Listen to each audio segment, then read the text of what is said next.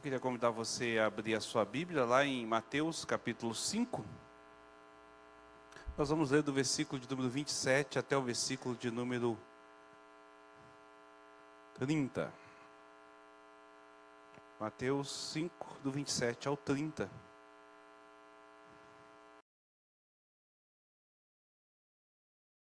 Do 27 ao 30. Vou fazer essa leitura responsiva. Vou pedir o André para colocar o slide ali, porque alguém pode estar com a tradução de forma diferente. Mateus 5, de 27 a 30.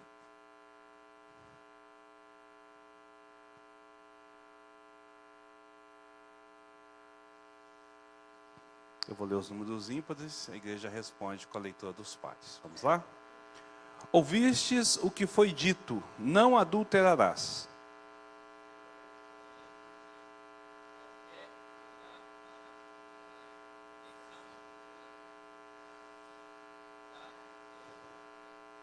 Se o teu olho direito te faz tropeçar, arranca-o e lança-o de ti. Pois te convém que se perca um dos teus membros e não seja todo o teu corpo lançado no inferno.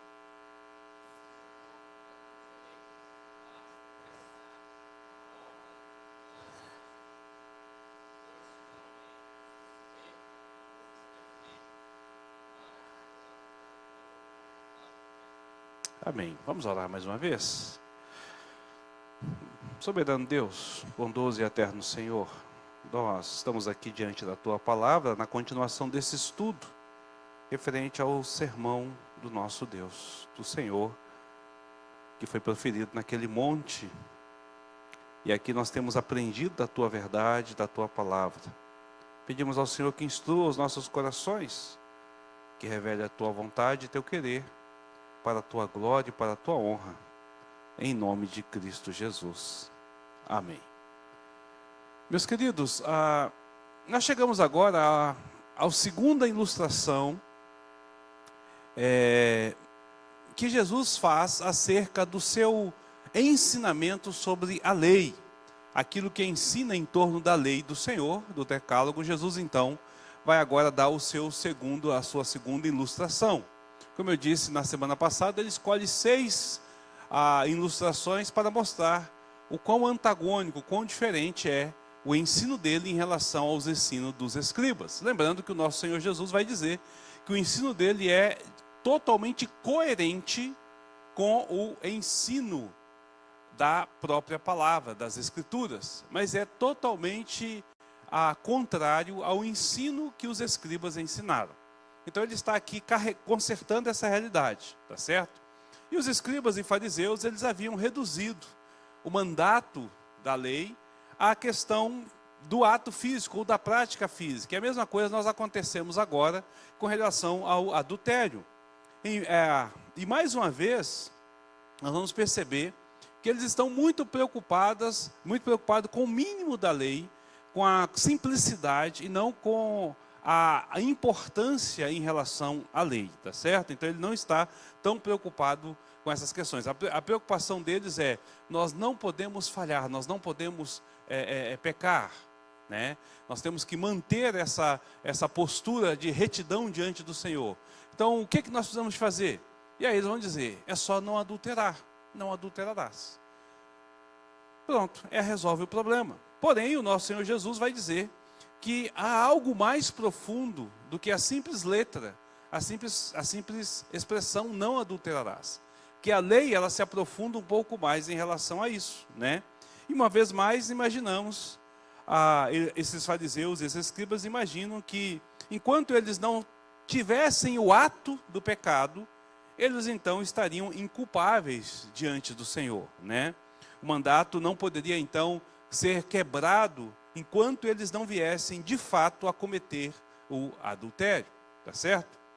E aqui novamente nós vamos ver tudo se repetindo em relação ao que foi falado na intenção de não matarás, porque eles reduzem o valor ou a importância da lei, né, ao aspecto mais simplista da lei. E este é um grande problema que nós temos diante desta realidade que é apresentada.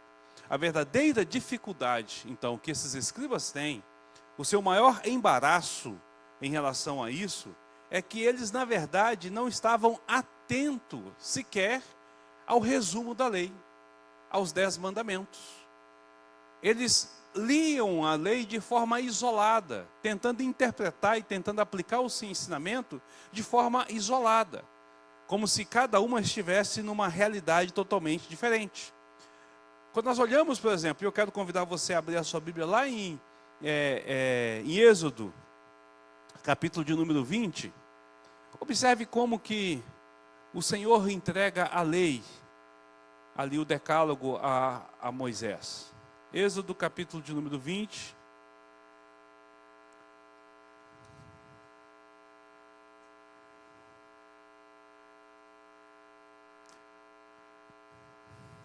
O 6º mandamento, versículo 14, Êxodo 20, versículo 14. O que está escrito aí?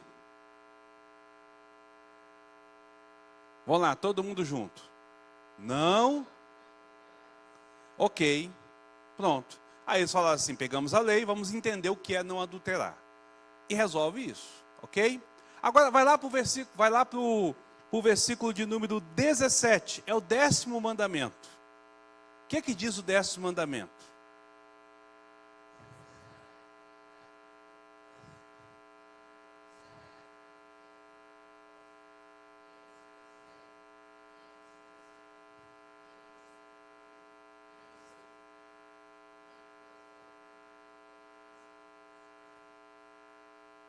Observa aqui que a ideia do não cobiçar aqui, ela está ligada também ao não adulterará. Por quê? Porque ele vai dizer, não cobiçará a mulher do teu próximo.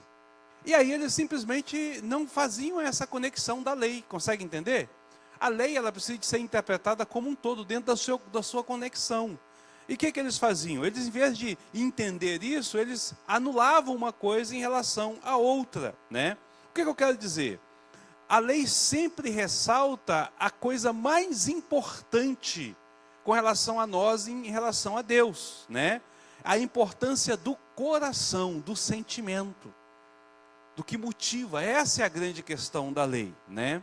Aquela gente com suas noções mecânicas de adoração a Deus, tão preocupadas em adorar o Senhor pelos rituais, pelos atos, em vez de adorar de fato de coração, eles não conseguiam perceber, eles não conseguiam entender que Deus está preocupado com os atos interiores antes dos atos exteriores.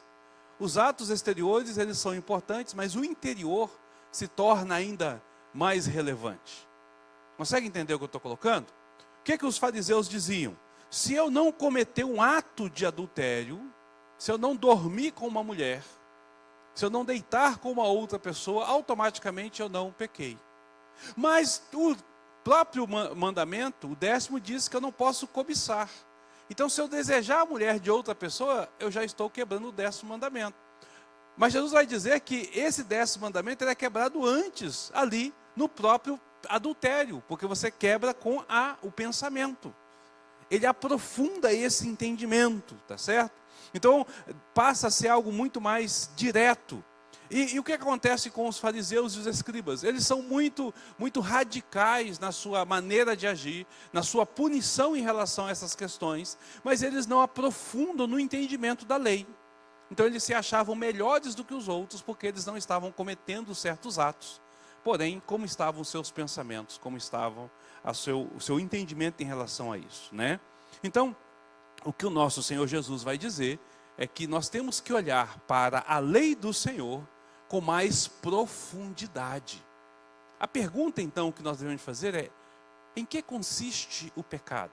O que exatamente é o pecado?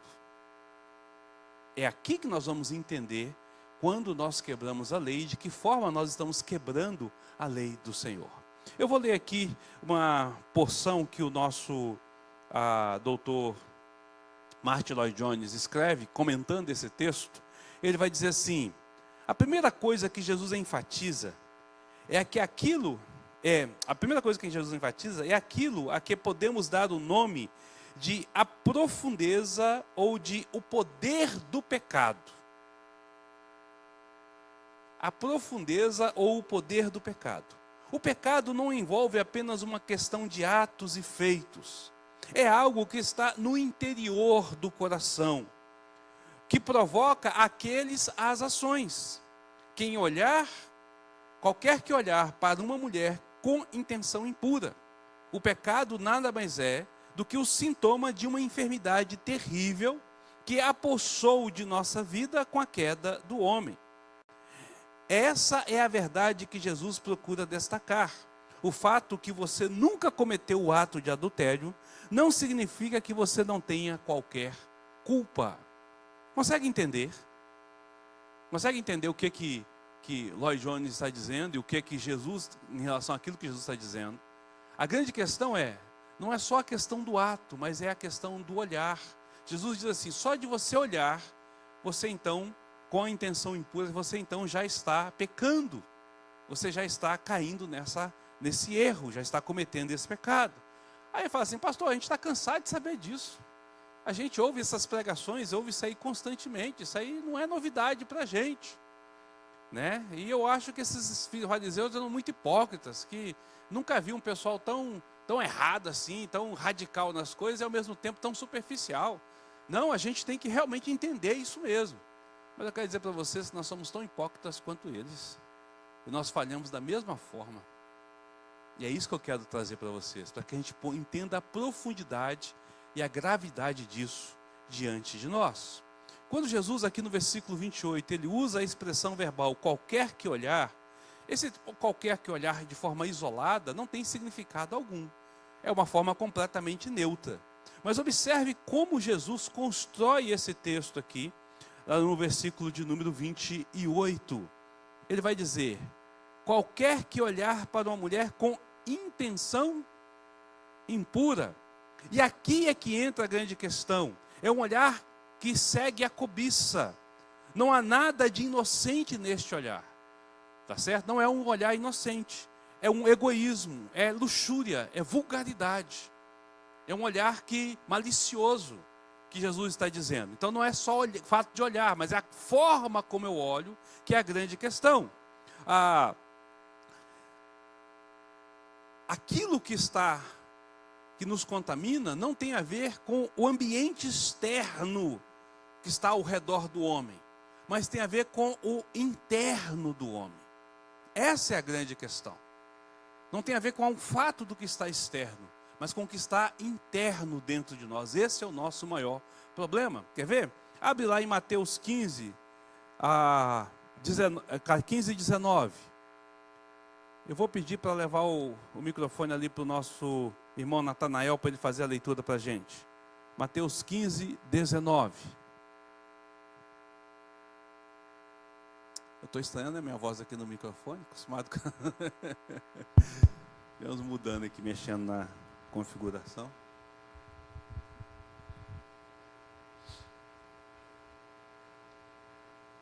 Porque do coração procedem maus desígnios, homicídios, idolatrias, prostituição, furto, falsos testemunhos e blasfêmias. Observe que Jesus está dizendo que o pecado não é tanto que eu faça alguma coisa, mas é aquilo que me leva, que me impulsiona a fazer. É nisso que eu tenho que atentar, é para isso que eu tenho que estar atento, tá certo? Não tanto na prática, mas o que antecede a prática. Essa é a grande questão. Quando nós olhamos, por exemplo, a 1 Pedro, no capítulo de número 3, versículos 3 e 4, nós vemos um negócio interessante. Pedro está tratando aqui com respeito à mulher e à submissão, está tratando o papel do homem e o papel da mulher. Aí Pedro vai citar algo interessante. O versículo 3 e 4, ele vai dizer assim, não seja o adorno da esposa o que é exterior, como precisar dos cabelos, adereços de ouro, aparato de vestido. Seja, porém, o homem interior do coração, unido ao incorruptível trajo de um espírito manso e tranquilo, que é de grande valor diante de Deus. Interessante isso aqui. Por que é interessante isso aqui? Porque Pedro está tratando da submissão da mulher. E aí ele vai falar das mulheres cujos maridos não são crentes, que elas se converteram e o marido ainda não. Ela vai dizer assim: não tente atrair, conquistar o seu marido pela questão estética, pela questão externa. Faça com que o seu marido seja conquistado pelo homem interior, pela vida piedosa, como esposa, como serva do Senhor. A esposa então deveria de buscar ter uma vida que fosse agradável diante de Deus e que ressaltasse os valores divinos. Mas ela não deveria de se preocupar em ressaltar as suas qualidades, seus adornos físicos, para poder conquistar o seu marido, tá certo? Não é que tenha algo de errado nisso. Não tem nada de errado em relação a isso. Mas Pedro está falando com respeito a um homem ímpio que tem a sua esposa, e que o que ele vai enxergar nela não são as qualidades interiores, mas vai olhar, antes de qualquer coisa, as qualidades exteriores. O que mais vai chamar a atenção é justamente isso. E aí a grande questão é, ela não deveria de provocar o seu marido, não deveria de atiçar o seu marido, mas ela deveria de demonstrar a graça de Deus para o seu marido, através da sua atitude. Agora pense comigo, se Pedro está falando isso para a mulher casada, para que ela possa ganhar do seu marido pelo testemunho da fidelidade, tá certo? O que ele diria para as mulheres em relação às pessoas lá fora? Deixa eu te fazer uma outra pergunta para a gente entender. O que motiva uma mulher ou um homem usar certos tipos de roupa?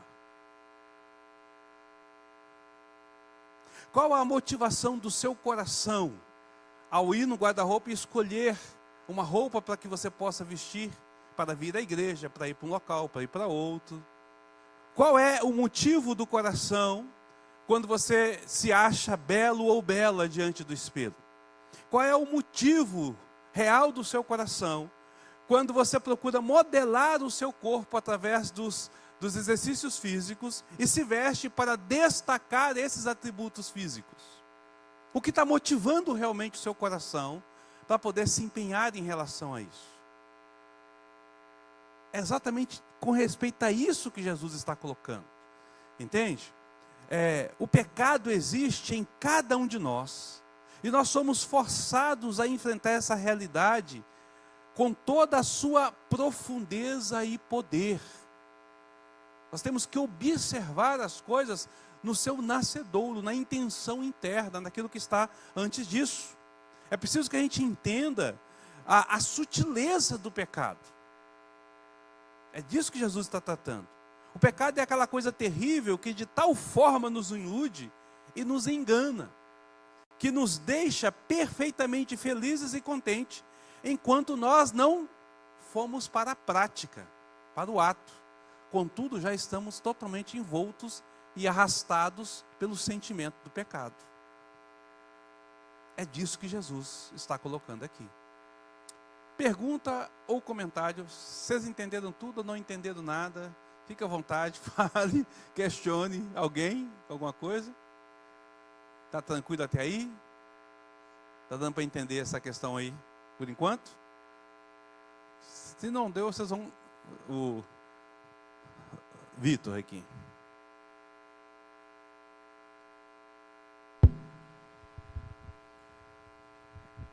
Duas questões só. A primeira eu só queria saber o endereço bíblico do versículo de Pedro, que o senhor falou. Tá ok. 1 Pedro, capítulo de número 3, versículos 3 e 4. 3 e 4, certo. Uhum. E agora a pergunta é... Então, que que Jesus está querendo dizer com esses versículos, basicamente o pecado principal não é nem o ato em si, é sim o que o nosso coração está desejando. Seria tipo isso, tipo assim, o desejo do nosso coração em praticar tal coisa. O pecado, ele nasce, antes da prática, ele nasce em nosso coração. Ele nasce no nosso pensamento, ele nasce na nossa intenção. Tá certo? Ele vai nascer antes de qualquer coisa, e Jesus está dizendo assim, você tem que se preocupar exatamente aí. Você não deve ficar atento somente à questão da prática. Você deve pensar na intenção que o seu coração está em fazer determinadas coisas, né? Então nós somos, o próprio pecado, ele traz para nós uma sensação de segurança quando nós não cometemos pecado. Lembra que Jesus está falando aqui, nesse estudo, no seu sermão, ele está falando para crente. Ele está falando para os cidadãos do reino. Ele está dizendo como que os cidadãos deveriam de viver o reino. Ele não está falando para o pessoal lá fora, ele está falando para quem já nasceu de novo, que tem uma percepção de que ele precisa de andar em santidade. Ele está chamando a atenção dos ensinos religiosos daquela época, dizendo, olha, os antigos têm ensinado, os fariseus têm ensinado, os escribas têm ensinado, que você está bem quando você não comete um ato. Mas eu quero dizer para você que a Bíblia está dizendo que você não está tão bem assim não. Que a situação é um pouco mais profunda. Que a realidade não está só na prática. A prática é o último estágio. A realidade está um pouco mais interna. Está na sua percepção, no seu olhar. Está na forma como você age em relação a isso. É disso que ele está chamando a atenção. Entendeu? Mais alguém? Nossa irmã Elieide.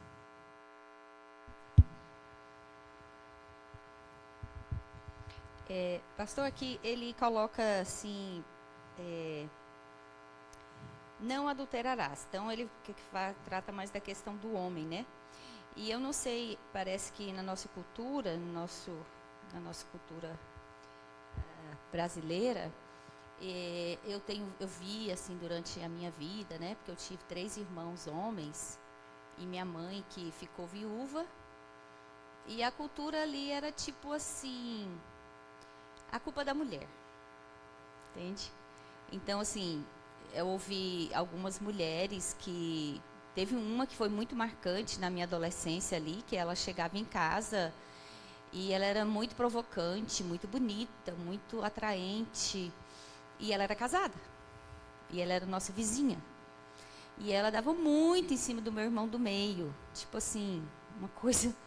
E eu não sei se aconteceu alguma coisa, mas na minha cabeça, na história que a minha mãe conta, não aconteceu nada. Meu irmão conseguiu fugir dela. Mas assim, como que fica essa questão assim? A mulher, com essa coisa de provocar. E depois também, quando acontece, o homem adora dizer que é a culpa da mulher. Que é a mulher que provocou, que é a mulher que vestiu roupa não sei o quê, que é a mulher, enfim. Então assim, como é que é isso, né, de acordo aqui com essa instrução aqui? Então, é exatamente essa a grande questão. Não há desculpas para o seu ato. Entendeu? Quando Jesus usa o exemplo do homem aqui, porque era mais comum o adultério do parte do homem do que da parte da mulher. É por isso que ele está usando isso aqui. Lembra do contexto histórico na qual Jesus está. Ele está no primeiro século, né? Ali no início da caminhada, numa sociedade ocidental, onde a mulher não tinha tantos direitos assim. Então, o homem tinha muito mais direito e era comum, como é comum na maioria das culturas, o homem ter mais de uma mulher e aquela coisa toda. Então, o adultério era algo mais comum ali por parte da questão masculina. Jesus está dizendo, então, por isso que Jesus vai usar o exemplo do homem, né? O homem que olhar para a mulher com a intenção impura, ou seja, que ele desejar aquela mulher. A grande questão é, Jesus não fala assim, que aquela mulher está provocante. Jesus está dizendo o seguinte, o olhar dele é que é impuro. Aí por isso que eu citei a questão de Pedro falando da esposa, que ela se veste, entendeu? Ela se veste para quê? Qual a intenção? Então, quando a mulher veste de forma sensual, quando ela se veste delineando o seu corpo, mostrando o seu corpo, e aí alguém vai dizer assim, não, é porque a bonita tem que se mostrar. Aonde na Bíblia diz que é assim? Qual é a intenção do coração da pessoa quando ela faz isso? É disso que Jesus está falando, tá certo? Para um estuprador, alguém que tem um distúrbio nessa condição, um estuprador, ela pode estar vestida de freira. É uma mulher, ele vai atacá-la. A mente dele não olha para a questão do hábito que ela está usando, da roupa que ela está usando. Entende? Não faz diferença para ele. Jesus está dizendo, o problema não está... Lá fora há um problema? Há sim. O mundo todo tem um problema. Mas o problema maior é onde está o seu coração, onde está a sua mente. Aonde os seus olhos direcionam, entende? Essa que é a grande questão. Então, da mesma forma como uma mulher ou um homem... E aí hoje, colocando essa questão, né? Quando a pessoa vai comprar uma roupa, qual é a intenção de você comprar uma roupa? Qual é a intenção de você vestir uma roupa? Jesus também está chamando essa atenção para esse lado. Entende? Você quer provocar alguém? A intenção sua é levar alguém à lascívia, ao pensar, a olhar. Então, é isso que Jesus está colocando aqui também. A intenção do coração. Entende? Não sei se eu consegui explicar e responder para você. Fala, Santa. Pastor, eu acho que o que responde bem a questão aí da Ileide, do irmão dela, seria como José se portou, né? Diante da provocação ali da esposa de Potifar, né? A pergunta é, José pecou ou não? Ninguém sabe, está no coração dele. É bem provável que ele pecou no coração dele. Ele fugiu. Mas será que ele não desejou? Jesus está dizendo isso. O problema, sabe o que é? Não fica atento só às coisas externas. Você tem que estar com muito mais atenção na intenção do seu coração. Essa é a grande questão. Deixa eu tentar explicar isso de uma outra forma para os irmãos entenderem. Todos nós sofremos tentações. Não é verdade? Cada um tem tentação em uma determinada área. Nós somos seres humanos, falhos, pecadores e tendemos a pecar. Então nós somos tentados em relação ao pecado. Tá certo? Então alguém pode dizer assim, eu tenho sofrido muitas tentações, mas graças a Deus eu nunca caí.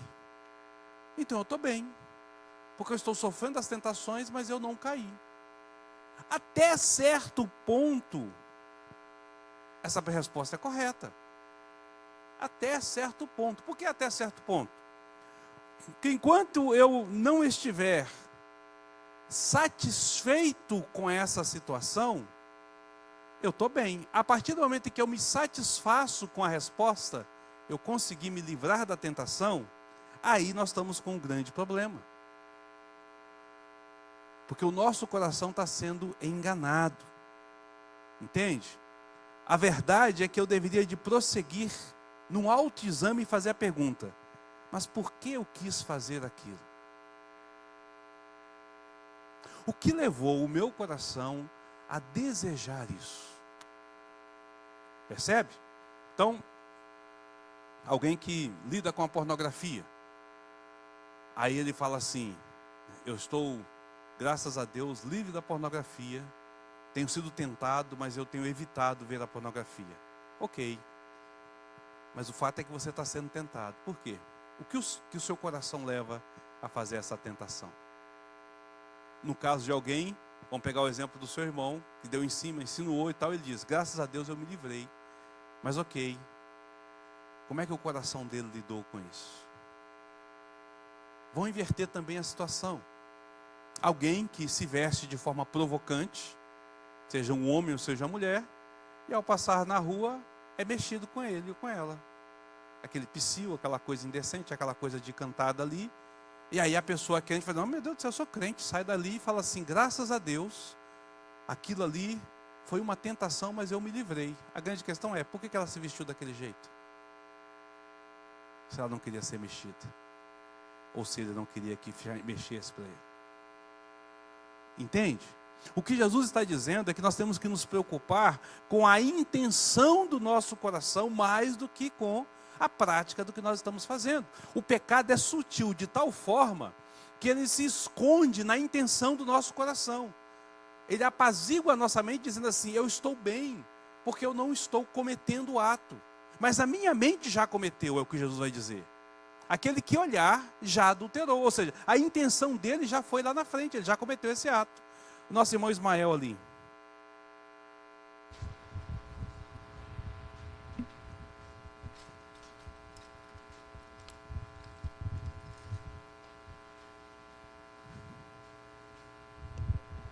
Pastor, isso que o senhor nos traz, desculpe se por acaso eu for adiantar, o senhor, dentro do assunto, o senhor pode deixar para frente.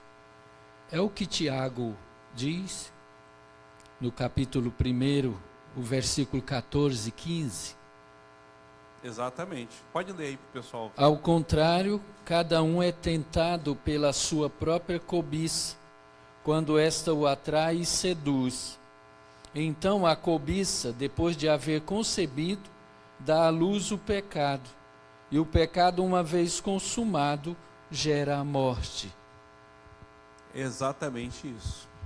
É exatamente isso que Jesus está dizendo. Enquanto Tiago está dizendo que nós não podemos dizer que somos tentados por Deus, mas somos tentados por nós mesmos, onde nós, com a intenção impura, geramos esse pensamento até que se conceda o pecado, Jesus está dizendo assim, o próprio gerar desse pensamento, o próprio gerar desse sentimento, o próprio ato de passar a cobiçar, já é pecado em si.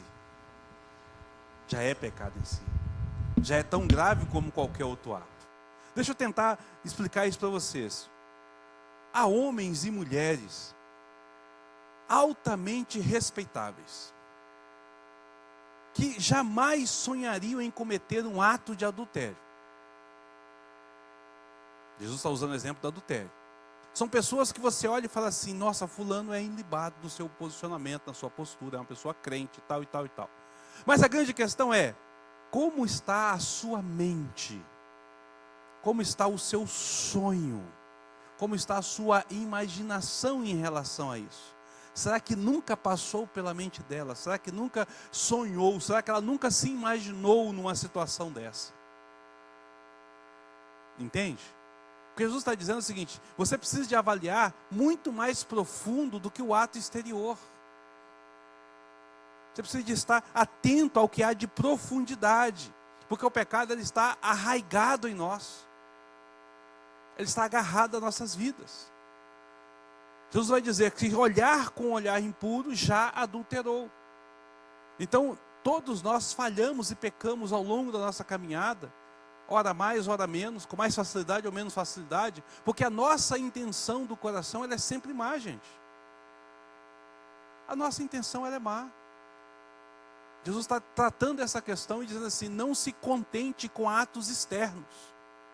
Clame a Deus pelos atos internos.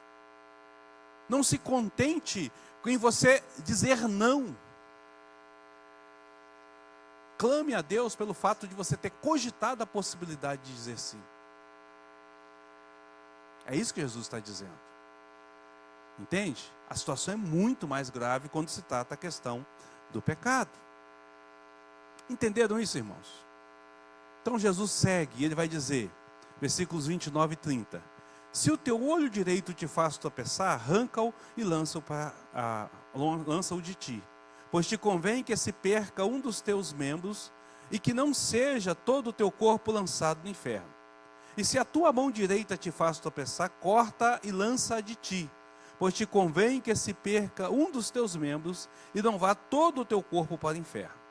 Observe que o pecado ele está tão arraigado dentro de nós, que ele transforma os próprios membros que Deus nos deu, com o intuito de fazer bem em nossos inimigos.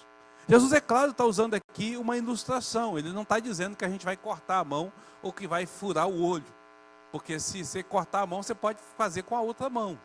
Não é isso que ele está dizendo. O que Jesus está dizendo é que em nós há algo errado no nosso instinto natural. Entende? O pecado nos contaminou. Ele pega aquilo que seria algo bom e transforma em algo ruim dentro de nós. Por qual motivo? Porque o pecado distorce tudo. Porque ele distorce a realidade ao nosso redor.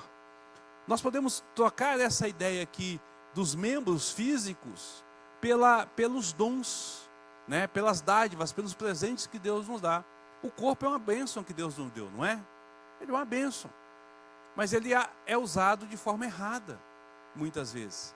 Assim, o nosso pensamento, a nossa intenção, a nossa maneira, os instintos naturais que nós temos, eles são algo bom. Deus nos criou dessa forma. Quer ver um negócio? A sexualidade é algo boa. Deus nos criou seres sexuais. Nós estamos estudando isso nos domingos pela manhã. Né? O sexo não surgiu depois do pecado, surgiu antes. Mas o sexo é uma desgraça no mundo pecaminoso. Olha o mundo como está aí. Né? O olhar de apreciar o belo, você poder enxergar e apreciar o belo é algo maravilhoso. Mas quantas vezes os nossos olhares não são tomados pela lascívia? E aquilo que belo se torna distorcido e pecaminoso. Ou cobiçoso. Né? Antigamente o pessoal, hoje o pessoal quase não fala muito disso, mas antigamente o pessoal falava muito disso. Fulano de tal tem um olho gordo. Ele passou aqui em casa, olhou para a planta e falou: que planta bonita, a planta murchou. A ideia diz assim: ele queria tanto para ele que ele não queria que a minha morreu por conta disso. Já viu muito disso aí, né? A ideia que está colocando é mais ou menos isso. Cobiçou com os olhos e disse assim: poxa, você não pode ter isso. Por que só você tem isso? Então, quantas vezes no nosso coração esse tipo de sentimento brota, ainda que por um instante, ainda que ele não consiga fazer morada de tempo definitivo. Isso que significa que você está num estado de pecado, de falência, de morte espiritual. Jesus está colocando exatamente isso. Veja, Jesus não está minimizando as coisas. Jesus não está dizendo que você e eu temos condição de viver sem o pecado. Jesus está dizendo o seguinte: é impossível naturalmente você viver longe de quebrar a lei do Senhor. É exatamente isso que ele está dizendo. Naturalmente é impossível que você viva longe de quebrar a lei do Senhor, porque esse pecado vai distorcer. Então é melhor você cortar e lançar fora isso, do que você viver dentro dessa condição. É isso que ele está colocando. O pecado perverte o ser humano, transformando o que é bom em algo ruim, de tal forma com que a própria lei de Deus, que é boa, passa agora a ser passa a ser agora o nosso acusador diante da situação. Paulo vai falar isso lá em Romanos 7. Abre lá, Romanos 7, do versículo 7 até o versículo de número 16. Romanos 7, do 7 ao 16. Eu vou pedir para que o nosso irmão Ismael faça a leitura para a gente.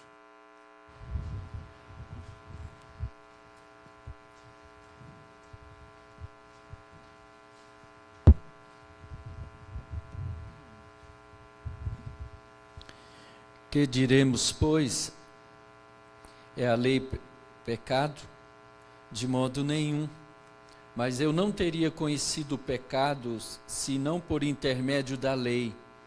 Pois não teria eu conhecido a cobiça, se a lei não dissera, não cobiçarás. Mas o pecado, tomando a ocasião pelo mandamento, despertou em mim toda sorte de concupiscência, porque sem lei está morto o pecado. Outrora, sem a lei, eu vivia, mas sobrevindo o preceito, reviveu o pecado e eu morri. E o mandamento que me fora para a vida, verifiquei que este mesmo se me tornou para a morte. Porque o pecado, prevalecendo-se do mandamento, pelo mesmo mandamento, me enganou e me matou. Por conseguinte, a lei é santa, e o mandamento santo e justo e bom. Acaso o bom se me tornou em morte? De modo nenhum. Pelo contrário, o pecado, para revelar-se como pecado, por meio de uma coisa boa, causou-me a morte, a fim de que, pelo mandamento, se mostrasse sobremaneira maligno. Porque bem sabemos que a lei é espiritual, eu todavia sou carnal, vendido à escravidão do pecado. Porque nem mesmo compreendo o meu próprio modo de agir, pois não faço o que prefiro, e sim o que detesto. Ora, se faço o que não quero, consinto com a lei que é boa. Até aqui. O que é que Paulo está dizendo aqui? Lembra daquela historinha da placa "não pise sobre a grama"? O que acontece? Geralmente você passa e não repara nem na grama. E você passa de lado. Geralmente é natural isso. Quando coloca-se a placa "não pise na grama", o que é a primeira coisa que uma criança faz ao ler? É natural a ideia de transgredir a lei.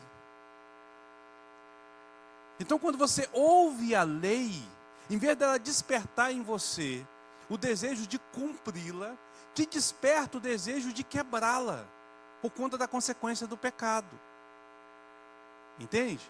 Nós vivemos essa guerra constante. A lei, ela é boa, mas nós dizemos que ela não é. Quer ver um negócio interessante? O casal de namorado começa a namorar, começa a ficar, o namoro fica mais aprofundado e tal, começa a se aproximar mais. Chega um determinado que eles primeiro que falam assim, nós não podemos ter relação antes do casamento. Mas qual é a má vontade deles? É ter relação. Por quê? Se sabe que é errado. É isso que está colocando aqui, que Jesus está dizendo. Nós temos que observar que nós temos uma natureza em nós que tende pelo pecado. É o que Paulo vai colocar aqui, tá certo? Então ele vai dizer que nós somos agora escravos deste pecado. Nós estamos escravizados nele, presos nele. Nós caminhamos nessa direção. Esse é o grande problema que nós temos, né? Então, eu não quero fazer, mas eu faço. Não é isso que Paulo diz? Eu não quero fazer, mas vivo fazendo o que eu não quero. A grande questão é, quando Paulo coloca isso, o que exatamente me leva a fazer esse desejo de quebrar a lei? Então, quando eu sei que não pode, é quando eu mais desejo fazer. É o que ele está dizendo. A minha intenção interior, o movimento do meu coração, é o movimento que me leva nessa direção em relação ao pecado. Irmãos, isso aqui é uma advertência muito interessante, sabe por quê? Porque Jesus está dizendo, usando o termo lá sobre o adultério, Jesus está dizendo sobre o nosso comportamento e a nossa postura, a forma como nós nos vestimos, a forma como nós conversamos, a forma aonde nós estamos, com quem nós estamos, a forma como nós olhamos para as coisas. Jesus está chamando a atenção para que a gente observe todo o nosso proceder diante da intenção interior do meu coração. Como eu disse, o que me leva a vestir determinada roupa, o que me leva a ir para a academia e fazer exercício para modelar o meu corpo e depois bater foto e colocar no Instagram, vestir roupas que modelam esse corpo. Qual é a intenção disso? Qual é a intenção que está nisso? Né? O que leva eu ir até uma loja e comprar uma roupa bonita, para que eu possa vestir? Qual é a intenção disso? Ela pode ser tanto um pensamento de lascívia, como pode ser um pensamento de vaidade. Todos vão ver que eu estou maravilhoso, que eu estou lindo, belo. Todos vão olhar para mim, vão me aplaudir pela beleza que eu estou irradiando. Mas ela também pode ser uma intenção maligna no coração, de falar assim, nossa, as pessoas vão olhar e vão falar assim, nó, que corpão. Qual é a intenção disso? Entende? E qual é a minha intenção ao estar lá, ao olhar para isso, ao observar essa questão? O que me leva a essa questão? Então, nós podemos perguntar, o que te leva a assistir vídeo no YouTube? A acessar o canal do TikTok? O que te leva a poder ficar vendo fotos ou postando no Instagram? Qual é a intenção real do seu coração em tudo aquilo que você faz? O que te leva a ser o melhor dentro do trabalho ou a negligenciar o seu trabalho? Qual é a intenção do seu coração em relação a isso? Tudo está enraizado ao fato de que somos pecadores. Precisamos de olhar isso à luz da palavra de Deus. Tá certo? À luz da palavra de Deus. E hoje em dia isso está um negócio estranho. Isso hoje em dia está um negócio estranho. A gente olha e fica assim escandalizado com o que a gente vê. Em relação a essa questão física mesmo, né, de homens, de mulheres, querendo cada vez mais aparecer, mostrar mais o corpo, se exibir cada vez mais. Gente, isso é horrível, essa situação. A gente precisa de ter essa noção disso. Entende? Precisa de ter essa realidade. Pergunta ou comentário? Daniel, lá no fundo lá, Daniel.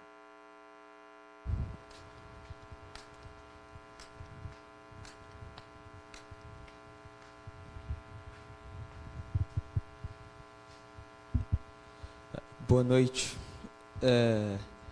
Interessante sobre o que foi falado. Logo mais à frente, no capítulo 8, Paulo vai citar a questão de para onde pende, né, a nossa mentalidade, uma vez cristão.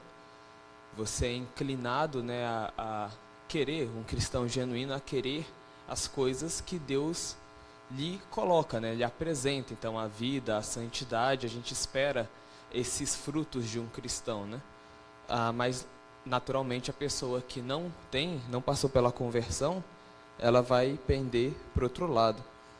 O que é muito interessante do que o senhor falou, e é até uma coisa que eu gostaria de saber, é mais uma pergunta mesmo, mas é uma pergunta um tanto extensa, porque já é algo que vem sido discutido, né, há um bom tempo, mas é algo falado inclusive por Aristóteles, que é a questão do vazio humano, da mentalidade, porque, de certa forma, por exemplo, essa questão, por que uma pessoa ela tem interesse, né, em ver a foto de outras pessoas, por exemplo?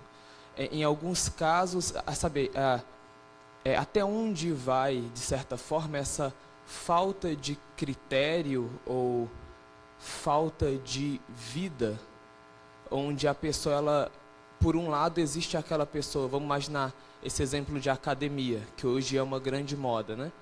Mas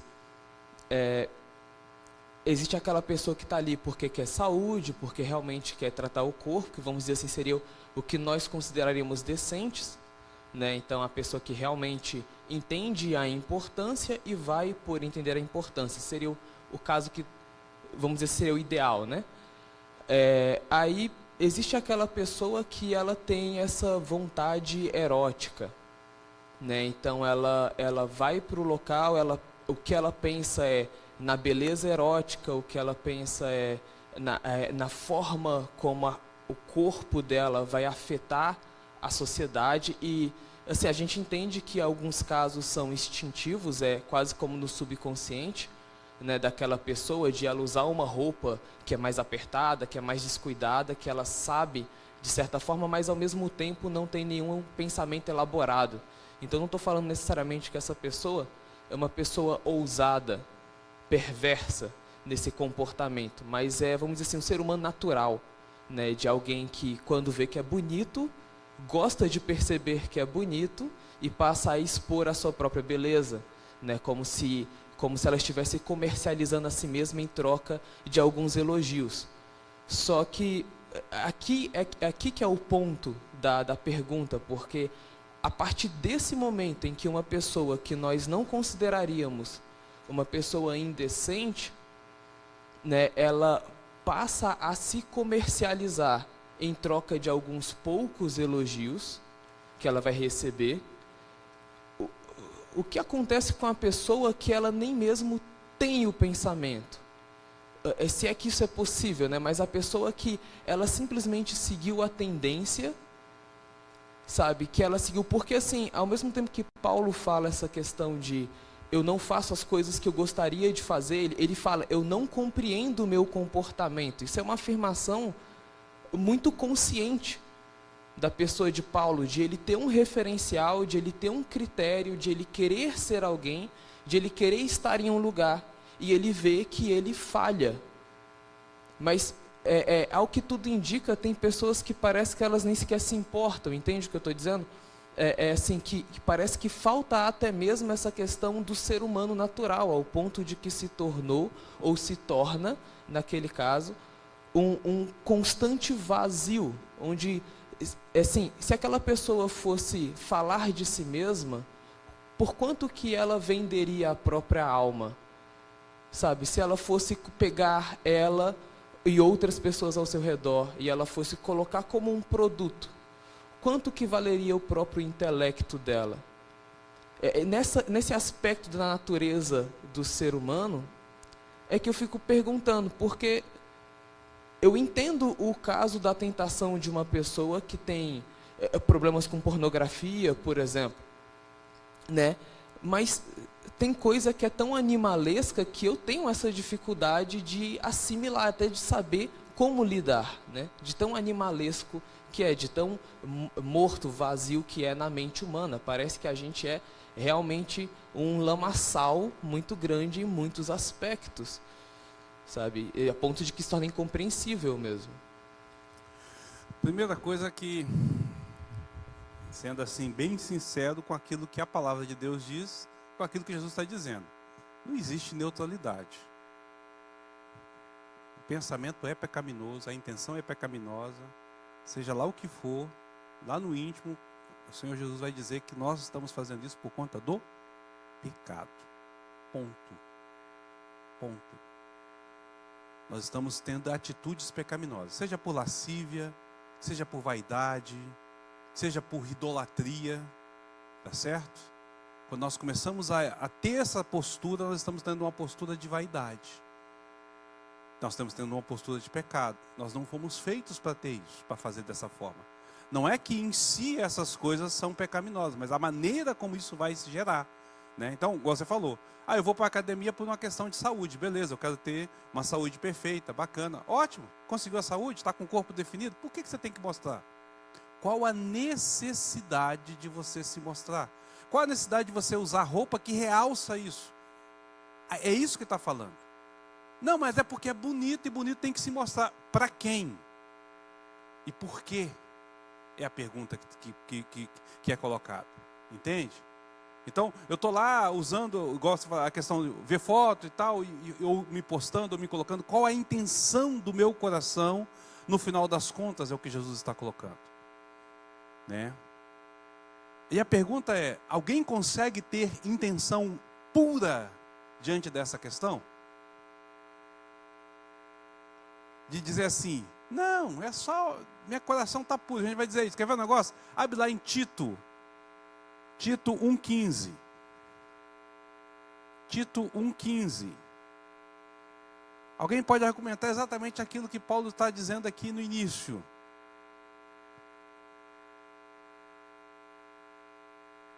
Tito 1,15. Acharam aí? Vou pedir para a Elieide fazer a leitura. Traz o microfone aqui para a gente, para a Elieide aqui. Dê só a primeira parte. Obrigada, irmão. Então, a cobiça, depois de haver concebido, dá à luz o pecado. Não, Tito 1,15. Você está em... É Tiago. É Tito. Tito 1,15.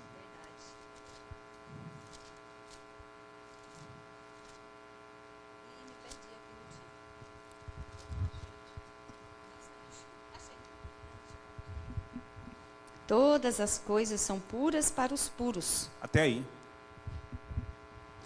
Paulo está dizendo que todas as coisas são puras para os... Agora, termina de ler. Lê o restante.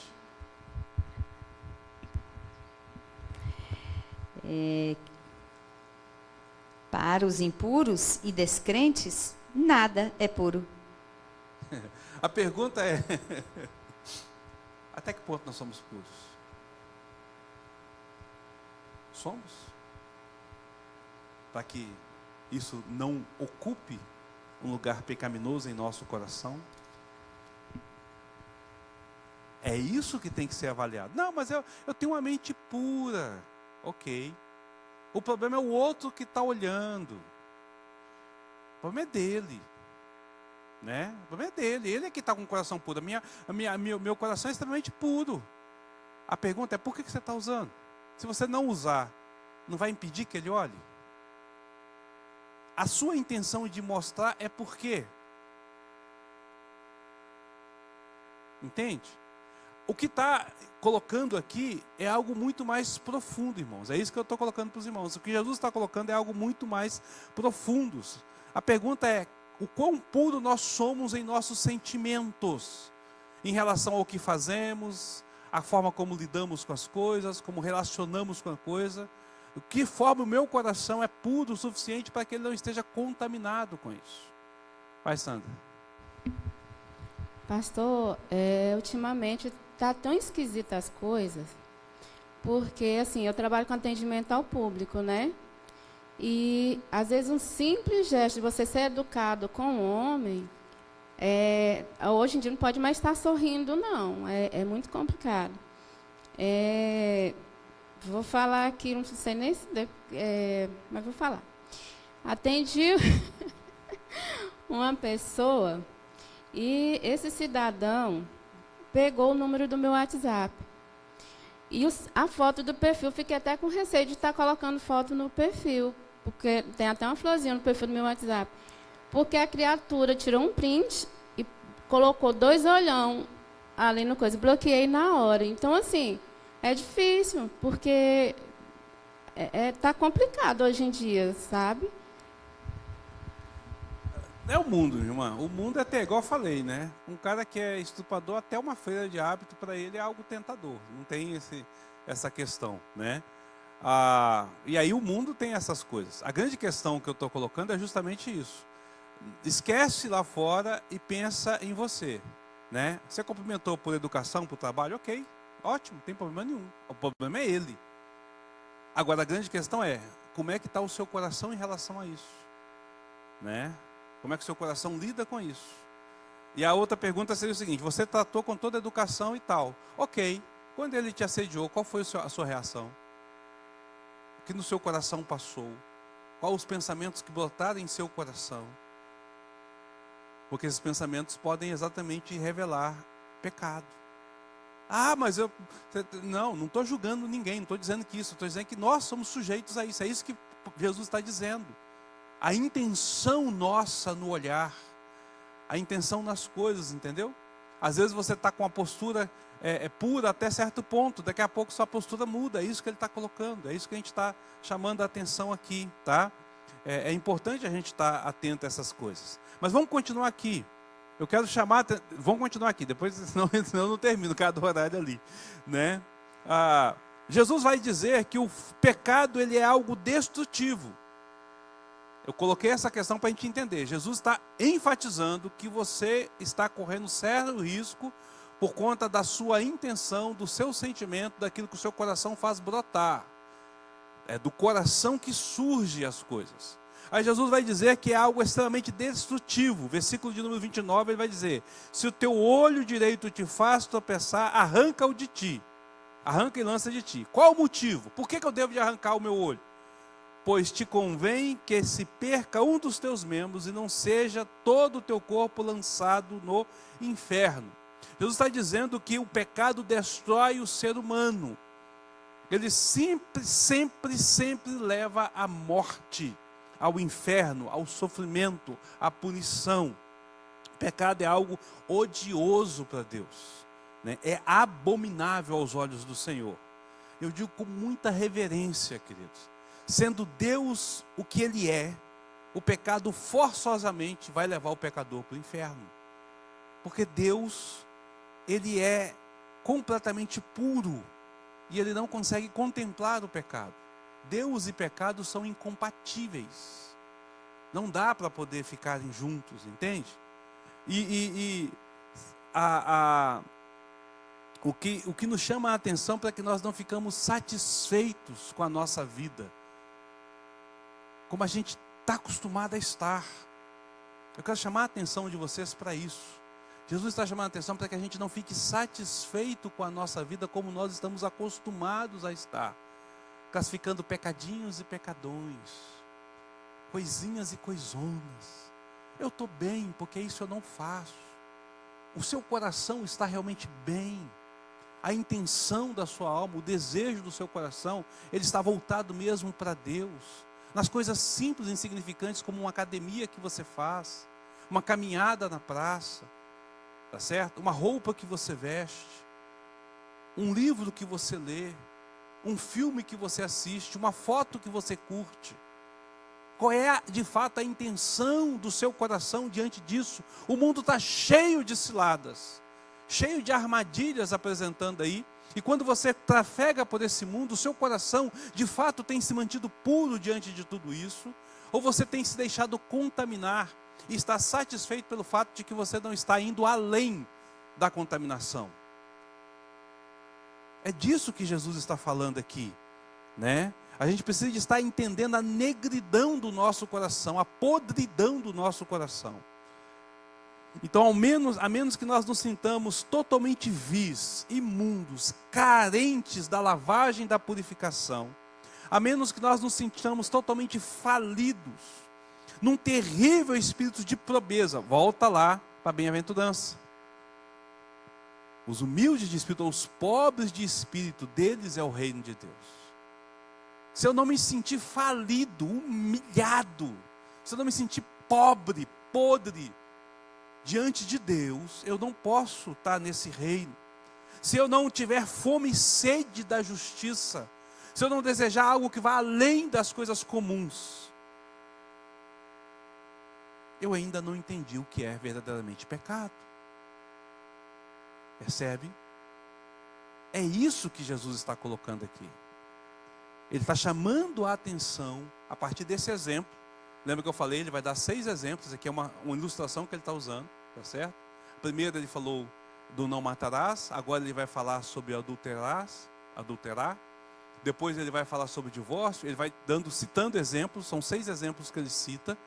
Nesse exemplo que ele está citando, ele está chamando a atenção ao seguinte: você está entendendo o que é a lei de Deus, a qual eu vim para cumprir, e qual é o seu significado para a sua vida como cidadão do reino dos céus? Ou você está simplesmente menosprezando o peso disso sobre a sua vida? Você está realmente entendendo a dificuldade do seu coração, o peso sobre o seu coração, ao ponto de você ser radical, de cortar a mão, de furar um olho, por conta dessa situação, para que você elimine isso. Volto a dizer, Deus está usando isso aí como ilustração, Ele não está dizendo que ninguém vai cortar a mão, que não resolve, né? Corta a mão direita, rouba com a mão esquerda, fura o olho direito, usa o olho esquerdo, fura o olho esquerdo, a cabeça continua pensando. A intenção é que ele está colocando. Nós temos dons, dotes, atributos, temos coisas boas que Deus nos dá. Nós usamos de que forma isso? Para a glória e honra dele? Vamos mudar do adultério para outras coisas, né? O Raí toca, canta. Para que ele toca e canta aqui na igreja? Quando ele está lá em cima, qual é a intenção do coração dele? Fazer bonito para que as pessoas elogiem? Falar, nossa, como ele canta bonito. Quando ele compõe uma música, quando ele faz as músicas dele, qual é a intenção do coração dele ao compor essa música? É se tornar uma estrela? Entende? Qual é a nossa intenção? Quando eu vou dar uma mensagem, quando eu vou pregar, quando eu faço alguma coisa, o que motiva o meu coração nesse mundo? Você vai perceber que 90% das nossas motivações são pecaminosas. Então a gente tem que cair de joelho e clamar a Deus por misericórdia e chorar mesmo. Volta lá. Vamos lá, capítulo 1 capítulo 5 das Bem-aventuranças, a partir do versículo de número 3. Aliás, a partir do versículo número 2. O 3 mesmo. Mateus 5:3. Olha a sequência. Bem-aventurados os humildes de espírito, pobres de espírito, pessoas falidas, pessoas que não se veem como nada, deles é o reino de Deus. Bem-aventurados os que choram. Você chora porque você se vê falido, humilhado. Se você faz isso, você vai ser consolado. Bem-aventurados os mansos. Você olha para a situação, vendo a sua situação e se vê numa condição pior que qualquer um outro, ao ponto de você não se importar com o que o outro está dizendo ou falando de você, porque você fala assim, eu sou isso mesmo. Olha o que Paulo fala sobre ele. Dos pecadores, eu sou o pior. Eu me vejo dessa forma. Eu olho para as pessoas e falo assim, você está me chamando a atenção? Quem é você? Como é que eu me vejo dentro dessa condição? Tá certo? Eu tenho sede e fome de justiça, não a justiça do homem, mas a justiça de Deus, mesmo sabendo que essa justiça me condena. Porque eu vou clamar a Deus por misericórdia e graça. Percebe? A sequência que está aqui, Jesus olha, aplica isso aqui agora no capítulo. Depois você pode rever os vídeos lá e vai ver cada uma dessas bem-aventuranças, vai entender a sequência. Essas bem-aventuranças é o passo do cristão no reino celestial. O cristão vive essas bem-aventuranças, não são um é isso, não. Todos nós temos essa realidade, uma sequência sobre a nossa vida. Então quando eu olho para isso aqui, e olho para a lei, e para a intenção do meu coração diante da lei, eu consigo me ver essa pessoa que começa com a falência de si mesmo. É isso que ele está chamando a atenção. Para que eu possa então encontrar a graça e a misericórdia. Jesus está falando para o cidadão do reino. Ele está dizendo assim, olha, a sua justiça, lembra que ele falou anteriormente? Tem que exceder e muito a dos escribas e fariseus. Com relação à lei, exemplo do adultério, o fariseu diz, eu sou justo a partir do momento em que eu não cometo. Jesus está dizendo, a sua justiça para entrar no reino tem que ser exatamente a intenção do meu coração nunca foi de provocar ou de adulterar.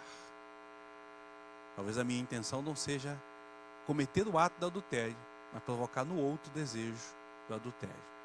Qual é a intenção do meu coração em relação a isso? Aí a gente traz para toda a lei, para tudo que vai aplicado daí para frente. Ele dá um exemplo para que a gente possa trabalhar esta realidade. Pergunta final ou comentário final, para a gente poder encerrar aqui. Semana que vem a gente vai para um outro exemplo. Alguém tem alguma coisa a falar? O Daniel ali tinha a falar.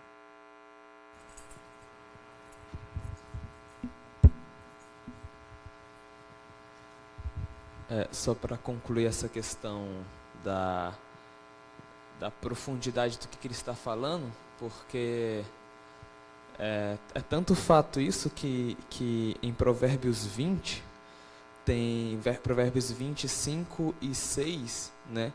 Salomão vai dizer assim, como as águas profundas são os propósitos do coração do homem, mas o homem de inteligência sabe descobri-los. Muitos proclamam a sua própria benignidade, mas o homem fidedigno quem o achará.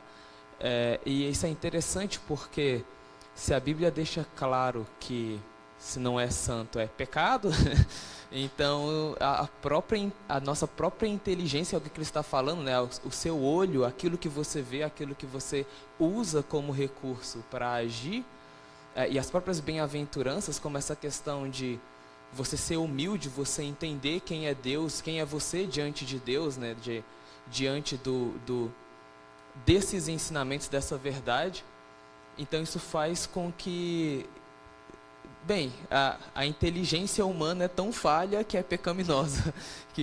Ou seja, a gente maquina formas de burlar as leis, né? Isso é muito terrível, na verdade. Mas é bem interessante, é bem profundo mesmo. Amém. Mais alguém? De fato é isso. Então, irmãos, nós estamos encerrando esse nosso estudo. Semana que vem a gente volta. Aí nós vamos falar sobre a questão do divórcio, a maneira como Jesus lida essa questão, outro exemplo que ele vai dar da lei, né? Mas hoje nós encerramos aqui.